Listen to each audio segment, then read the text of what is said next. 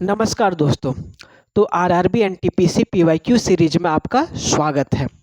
आज का जो प्रश्न है 5 जनवरी 2021 शिफ्ट 1 का लेकर के हम आए हैं। ठीक है, बहुत इंपॉर्टेंट है। क्यों इंपॉर्टेंट है हम पहले बताएं। पीवाईक्यू आपको करना इसलिए इंपॉर्टेंट है क्योंकि आज भी जो एग्ज़ाम हो रहा है आरआरबी के द्वारा, उसमें पीवाईक्यू पैटर्न को पकड़ा हुआ है। ठीक है, जितना भी अभी आपने हाल फिलहाल में एग्जाम देखा सबका पीवाईक्यू पैटर्न को पकड़ा हुआ है।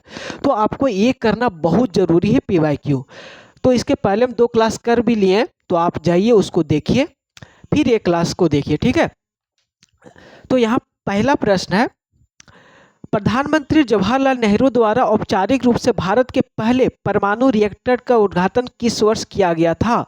तो इसका सही आंसर हो जाएगा आपका 1957 को। 20 जनवरी कब किया था? 20 जनवरी 1957 का इसका उद्घाटन किया था। और इसका नाभिकीय रिएक्टर का जो नाम रखा था वो अप्सरा था। क्या था? अप्सरा। ठीक है, और अगर बात किया जाए इसमें से बी नंबर जो है 1967 में क्या हुआ था? जादूगोड़ा में यूरेनियम निगम का स्थापना किया गया था। ठीक है, 1967 में जादूगोड़ा जो सिम्बुम में है इसमें किया गया था। चलो दूसरा प्रश्न देखते हैं। दूसरा, निम्नलिखित में से कौन सा देश संयुक्त राष्ट्र सुरक्षा परिषद का अस्थायी सदस्य है?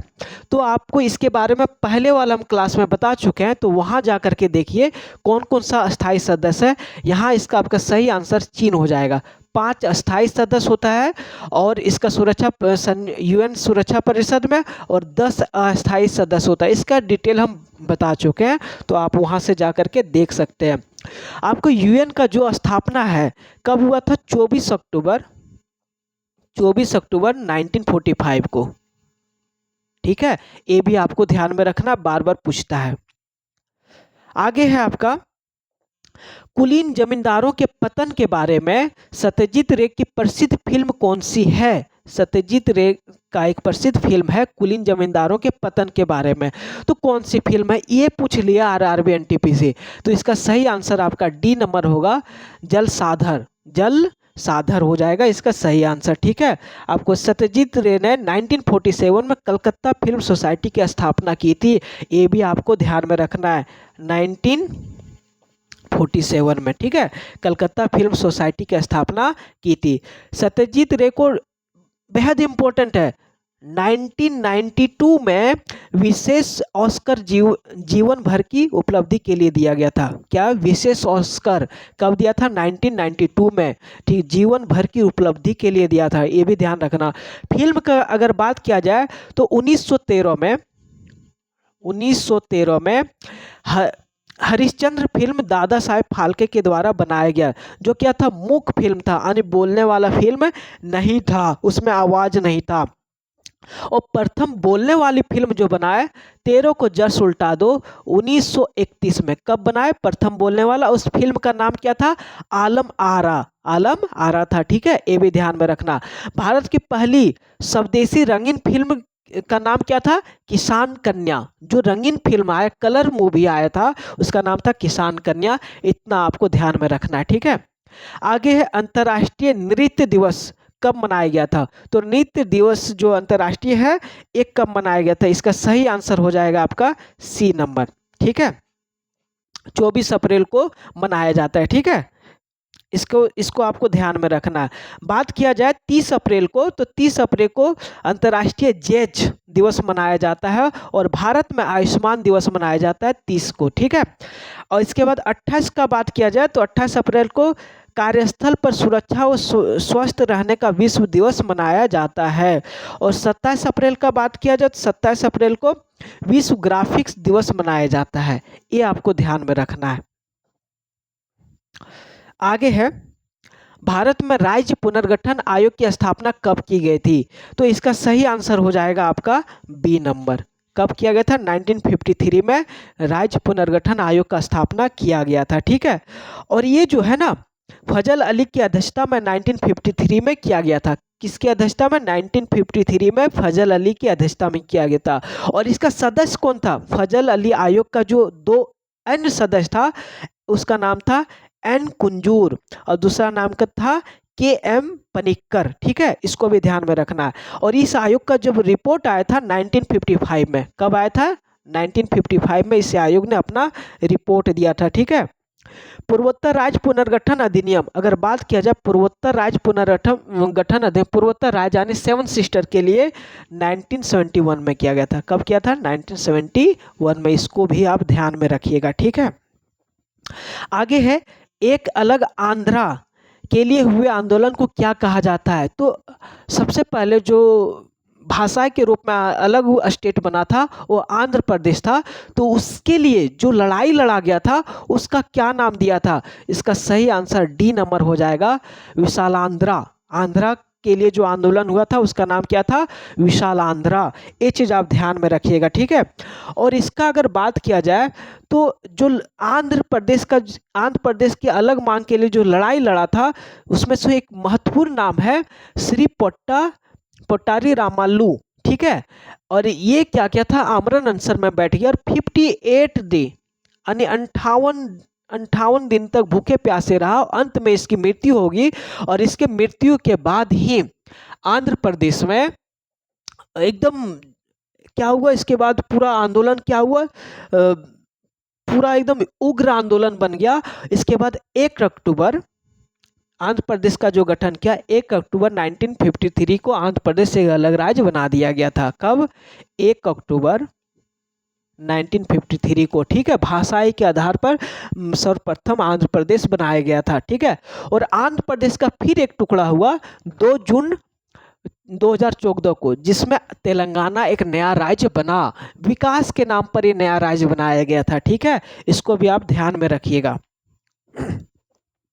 आगे का जो प्रश्न है, 1913 में साहित्य के लिए नोबेल पुरस्कार प्राप्त करने वाला पहले भारतीय का नाम क्या था? तो देखो, पहले भारतीय का तो ठीक है, इसका नाम है रविन्द्रनाथ टैगोर। सी इसका सही आंसर हो जाएगा।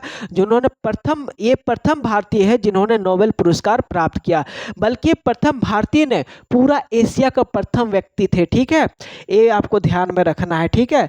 और ये रविन्द्रनाथ टैगोर को गीतांजलि पुस्तक के लिए साहित्य का नोबेल अवार्ड दिया गया था। हम इसके पहले आपको कराए हैं नोबेल प्राइज जो है, नोबेल पुरस्कार कितने क्षेत्रों के लिए दिया जाता है ये आपको बताना है, ठीक है। ये आपको बताना है, हम इसके पहले करवाए हैं आपसे, ठीक है।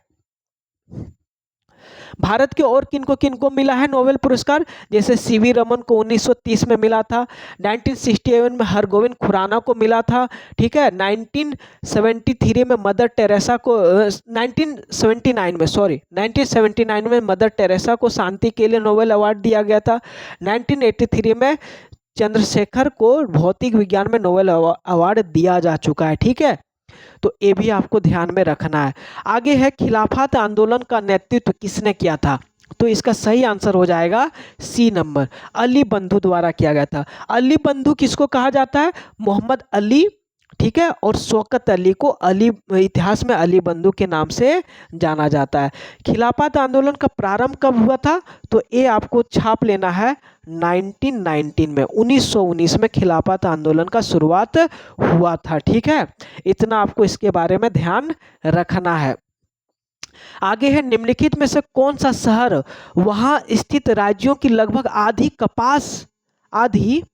कपास मिलों के साथ सबसे महत्वपूर्ण केंद्र के रूप में उभरा है? तो इसका सही आंसर आपका हो जाएगा डी नंबर, कोयम्बटूर। क्या हो जाएगा? कोयम्बटूर है, ठीक है। कोयम्बटूर को तमिलनाडु का प्रसिद्ध वस्त्र उद्योग केंद्र है, ठीक है। और कोयम्बटूर को दक्षिण भारत का मैनचेस्टर कहा जाता है, ये भी आपको ध्यान में रखना है, ठीक है। आगे है इनमें से कौन सा पूंजी प्राप्ति का हिस्सा नहीं है? पूंजी प्राप्ति का हिस्सा नहीं है। विनिवेश, ऋण की वसूली, उधार, ये सभी पूंजी प्राप्ति का हिस्सा है, लेकिन ये जो है कर जो है पूंजी प्राप्ति का हिस्सा नहीं है, ठीक है। इसको आपको ध्यान में रखना। कर जो है टैक्स यानी राजस्व प्राप्ति का हिस्सा है। कर क्या है? टैक्स, राजस्व प्राप्ति का हिस्सा है, ठीक है। ये आपको छाप लेना है, सही आंसर इसका ये हो जाएगा, ठीक है। आगे कुल लागत प्रति इकाई उत्पादन लागत को कहा जाता है? तो कुल लागत प्रति इकाई इसको डी नंबर इसका सही हो जाएगा, औसत उत्पादन कहा जाता है। ठीक है, इसका सही आंसर औसत उत्पादन हो जाएगा। आगे है, औपनिवेशिक शासक की स्थापना निम्न में से सबसे पहले कहाँ हुई थी? तो औपनिवेशिक शासक का स्थापना सबसे पहले बंगाल में हुआ था। बी इसका सही आंसर हो जाएगा, बंगाल। ठीक है, यहाँ पे जो है सबसे पहले प्लासी की लड़ाई जो लड़ा गया था 23 जून 1757 को। कब? 23 जून 1757 को जो प्लासी का लड़ाई हुआ, इसके बाद से औपनिवेशिक शासक की स्थापना बंगाल में होना शुरू हो गया था। ठीक है, आगे है, तमिल नववर्ष को किस नाम से जाना जाता है? तमिल, तो आपका यहाँ पे पहले विशु विशु विशु जो है तमिल नववर्ष को किस नाम से जाना जाता है? तो विशु जो है, विशु कहाँ का नववर्ष है? केरल के नववर्ष को विशु कहा जाता है। कहाँ का? केरल का, केरल को। ठीक है, इसके बाद आप देखो उगादी, उगादी जो है आपका ये कहाँ कहाँ का हो जाएगा? कर्नाटक, आंध्र प्रदेश और तेलंगाना का। उगादी कहाँ कहाँ का नववर्ष के रूप में जाना जाता है? कर्नाटक, आंध्र प्रदेश और तेलंगाना। तो सही आंसर आपका तमिल का हो जाएगा। क्या हो जाएगा? वरुषा पिरापू। ठीक है, वरुषा पिरापू जो है तमिल नववर्ष के, तमिल नववर्ष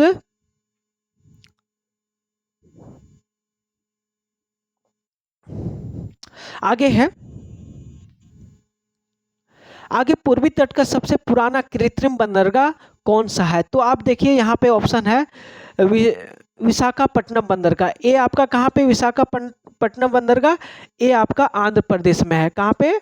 आंध्र प्रदेश। और जो क्या है, विशाखापट्टनम भारत का सबसे गहरा बंदरगाह है। ठीक है, भारत का सबसे गहरा बंदरगाह है। ठीक है, इसके बाद आपका कांडला पोर्ट कहाँ? एक गुजरात में है। कांडला पोर्ट कहाँ है? गुजरात में है। ठीक है, तो ये तो आंसर होगा ही नहीं, खत्म हो गया।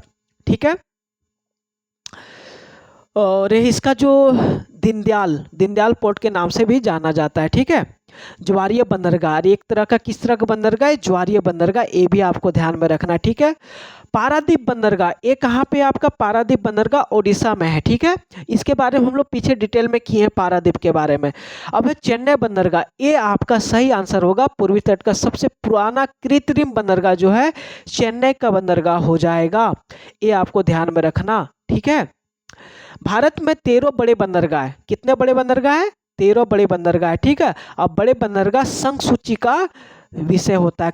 किस सूची का है? संघ सूची, राज्य सूची और समवर्ती सूची होता है। तो बड़े बंदरगाह जो है संघ सूची का विषय है। ये भी आपको ध्यान में रखना है। ठीक है, आगे एक अर्थव्यवस्था में पूंजी स्टॉक की वृद्धि शून्य निवेश या नई पूंजी निर्माण द्वारा मापी जाती है, जिसे डैश रूप में व्यक्त किया जाता है। तो इसका सही आंसर हो जाएगा शुद्ध निवेश, सकल निवेश माइनस मूल्यह्रास। इसका सही आंसर हो जाएगा। आगे है, भारतीय राष्ट्रीय आंदोलन के दौरान निम्न में से किसे मशीनों और प्रौद्योगिकी के महिमा मंडल नहीं करने के कारण मानव समाज का प्रतीक माना गया था? तो इसका सही आंसर हो जाएगा चरखा। क्या हो जाएगा इसका सही आंसर? चरखा। ठीक है, लंदन में संपन्न हुए दूसरे गोलमेज सम्मेलन में कांग्रेस का प्रतिनिधित्व किसने किया था? तो दूसरे गोलमेज में जो है प्रतिनिधित्व कांग्रेस का बी नंबर महात्मा गांधी द्वारा किया गया था। ठीक है, प्रथम गोलमेज सम्मेलन 1930 में आयोजित किया था, जिसमें कांग्रेस का कोई भी प्रतिनिधित्व भाग नहीं लिया था। फर्स्ट में कोई लिया था क्या? नहीं लिया था। सेकंड में कौन लिया था कांग्रेस के रूप में? महात्मा गांधी ने लिया। आपको बताना है तीनों गोलमेज में किसने पार्टिसिपेट किया था। ठीक है, ये आपको बताना है। ठीक है, और जो दूसरे गोलमेज में महात्मा गांधी गए थे, सांप्रदायिकता के विषय पर मतभेद होने के कारण महात्मा गांधी बीच में ही सम्मेलन छोड़कर भारत आ गए थे। ठीक है, ये भी आपको ध्यान में रखना, बीच में ही छोड़ दिए थे। निम्नलिखित में कौन से भारतीय खदान दुनिया की सबसे बड़ी यूरेनियम खदान में से एक है? यूरेनियम के बारे में हम लोग कल बात किए थे पिछले क्लास में। अब पूछ रहा है दुनिया की सबसे बड़ी यूरेनियम खदान में एक है, तो ये आपका तुम्मालापल्ली खदान होगा। तुम्मालापल्ली खदान, ये आपका सही आंसर हो जाएगा। ठीक है, तो ये कहाँ है? तुम्मालापल्ली खदान कहाँ है? किस राज्य में है? तो ये आंध्र प्रदेश में। किस राज्य में? तुम्मालापल्ली खनन आंध्र प्रदेश में है, ठीक है। और किस जिले में है? तो कटप्पा, कटप्पा जिले में, यानी इसका नाम है कडप्पा जिला। उसको आप कटप्पा जिला से ध्यान रख सकते हैं, ठीक है। यहाँ में यूरेनियम का सबसे बड़ा भंडार है, ठीक है। इस चीज को आप ध्यान में रखिएगा। अब है वस्तुओं के निर्यात और आयात के संतुलन को डैश के रूप में संदर्भित किया जाता है। तो वस्तुओं के निर्यात और आयात के रूप में क्या चीज में? आपका व्यापार संतुलन, व्यापार संतुलन डैश मतलब व्यापार संतुलन के रूप में संदर्भित किया जाता है, ठीक है। ये चीज आपको ध्यान में रखना है। व्यापार संतुलन के रूप में संदर्भित किया जाता है, ठीक है। जब कोई देश आयात अधिक और निर्यात अपेक्षाकृत कम करता है तो व्यापार प्रतिकूल कहलाता है।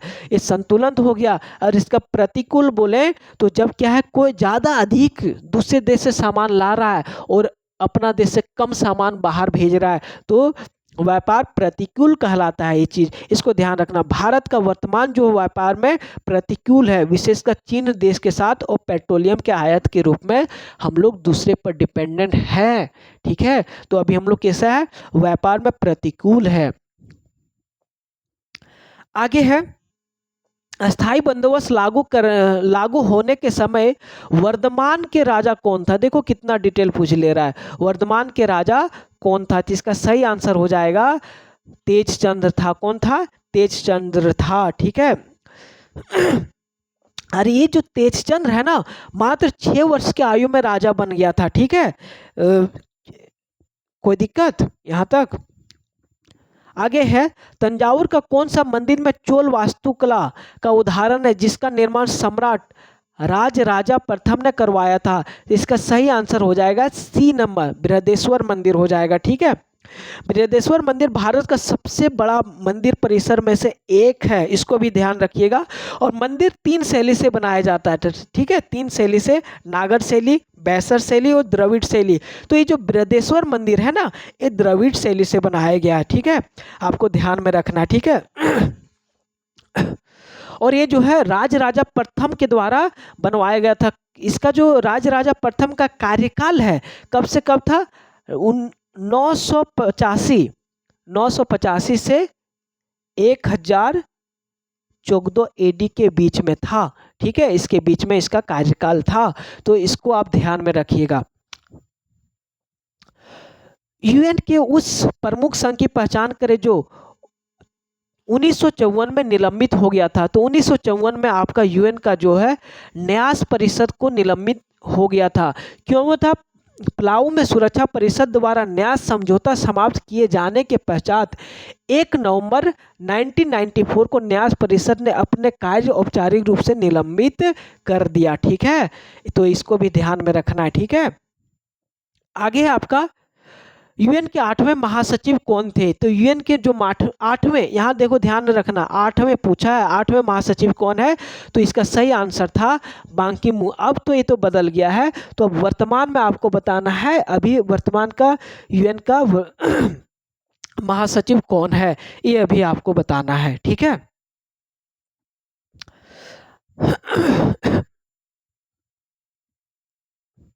तो ये आपको अभी बताना है।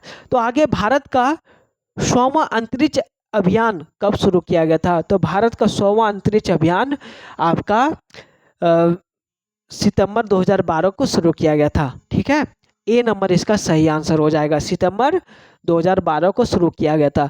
बात करें भारत का अंतरिक्ष यात्रा का बात किया तो देखो 19 अप्रैल 1975 को भारत ने अपनी पहली सैटेलाइट आर्यभट्ट को सफलतापूर्वक अंतरिक्ष में भेजा था, ठीक है। ये भी ध्यान में रखना। और 7 जून 1979 को भारत ने अपने पहले प्रौद्योगिकी उपग्रह भास्कर 1 का सफल परीक्षण किया था। 2 चीज़ आपको ध्यान रखना है, ठीक है।